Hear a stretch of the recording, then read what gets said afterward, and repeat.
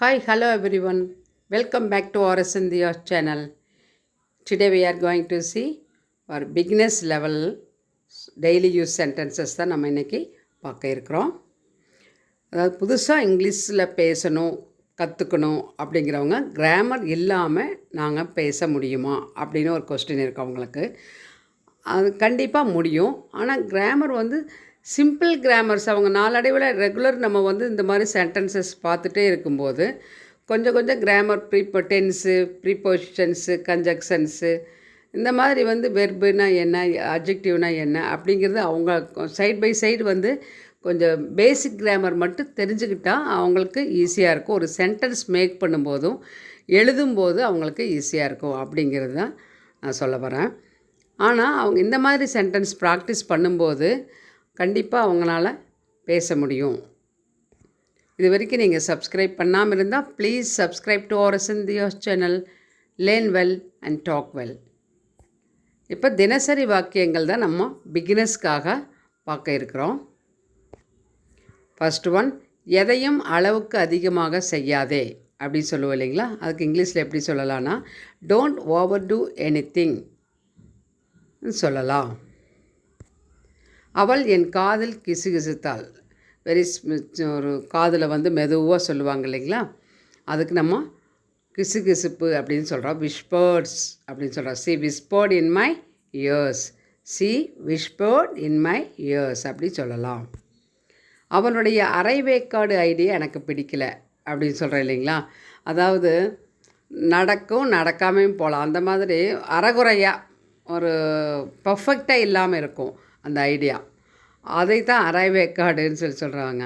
I don't like his half baked ideas. I don't like his half baked ideas அப்படி சொல்லலாம். Next one, சந்தேகத்துக்கு ஒரு அளவு இருக்குது. சந்தேகங்கிறது ஒரு தீராத வியாதி இல்லைங்களா? ஒரு வியாதி மாதிரி தான் அது. There is no medicine for that. ஒரு க்யூர் பண்ண முடியாது. அது மாதிரி அதுக்கு என்ன சொல்கிறோம்? There is a limit to suspicious. There is a limit to suspicious. சந்தேகத்திற்கு ஒரு அளவு இருக்குது, ஒரு லிமிட் இருக்குது அப்படி சொல்லலாம். நெக்ஸ்ட் ஒன், கரண்ட் போயிடுச்சு அப்படின்னு சொல்கிறோம் இல்லைங்களா? சாதாரணமாக வீட்டில் கரண்ட் போயிடுச்சுன்னு சொல்கிறோம். The power went off. The power went off அப்படி சொல்லலாம். அதே கரண்ட் வந்துருச்சு அப்படின்னு சொல்லணும்னு நினச்சா த பவர் ரெஸ்யூம்டு. த பவர் ரெஸ்யூம்டு அப்படி சொல்லலாம். நெக்ஸ்ட் ஒன், குழந்தைகளுக்கு பாப்கார்ன் வாங்கி கொடுக்குறோம் அப்படின்னா அவங்க சாப்பிட்டு அப்படியே ஓப்பனாக வச்சிடும். கொஞ்சம் நேரம் ஆச்சுன்னா அந்த காற்று படும்போது நமத்து போகும் இல்லைங்களா? அப்போ popcorn has gone soft. Popcorn has gone soft. Popcorn நமத்து போச்சு அப்படின்னு சொல்கிறதுக்கு இந்த மாதிரி சொல்லலாம். மழை வரப்போகிறது. மழை வரப்போகிறது. It's about to rain. It's about to rain. என்னை தொந்தரவு செய்யாதே. Don't trouble me. என்னை தொந்தரவு செய்யாதே. Don't trouble me. எனக்கு இதுக்கு சம்மந்தமே இல்லை அப்படின்னு சொல்கிறதுக்கு I am nothing to do with it. I am nothing to do with it அப்படி சொல்லலாம்.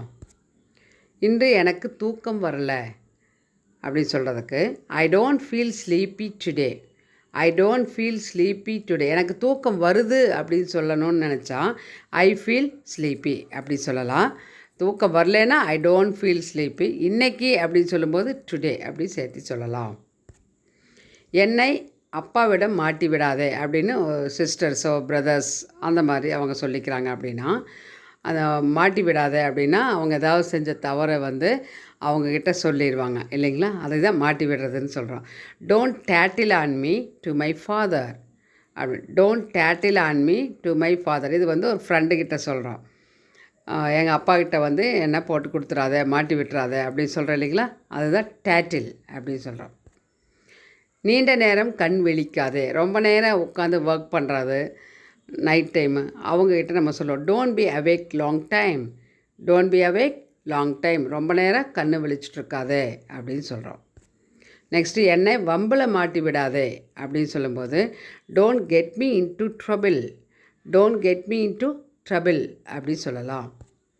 சும்மா உட்காராதே அப்படின்னா சும்மாவே உட்காந்து பொழுது கழிச்சிட்ருப்பாங்க இல்லைங்களா? அவங்கள நம்ம என்ன சொல்லுவோம்? Don't chit idle. Don't chit idle அப்படி சொல்லலாம். இந்த கிளாஸ் உங்களுக்கு யூஸ்ஃபுல்லாக இருக்குன்னு நான் நம்புகிறேன். If you like this class means please give your like and share to your friends. Don't forget to subscribe to our channel or send your channel.